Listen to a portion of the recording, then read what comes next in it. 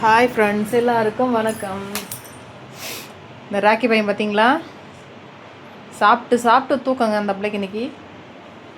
குட்டா குட்டா friends, இன்னைக்கு 2 நாளாக நான் ஒரு வேலை செஞ்சுருக்கேன்.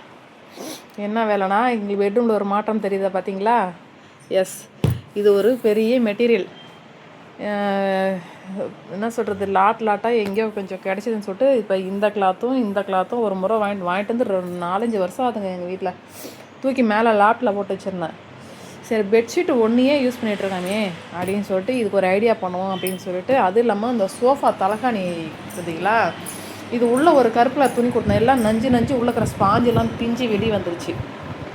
அது என்ன பண்ணோம், இன்றைக்கி 2 நாளாக மிஷினில் உட்காந்து இதெல்லாம் இந்த பேக்கெல்லாம் ரெடி பண்ணி அந்த அந்த பிஞ்சு போன பையெல்லாம் தூக்கி போட்டு ஸ்பாஞ்சு இதுக்குள்ளே அடித்து தைச்சி வச்சேன்னா இது ஒரு வேலை ஆயிருக்கா.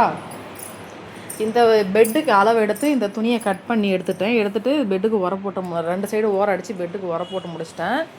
மீதி இருக்கிற அந்த துணியில் என்ன பண்ணலான்னு இருக்கேன், தலகாணி வர துவைக்க போட்டுறேன். துவைச்சி மேலே காஞ்சிட்ருக்கு.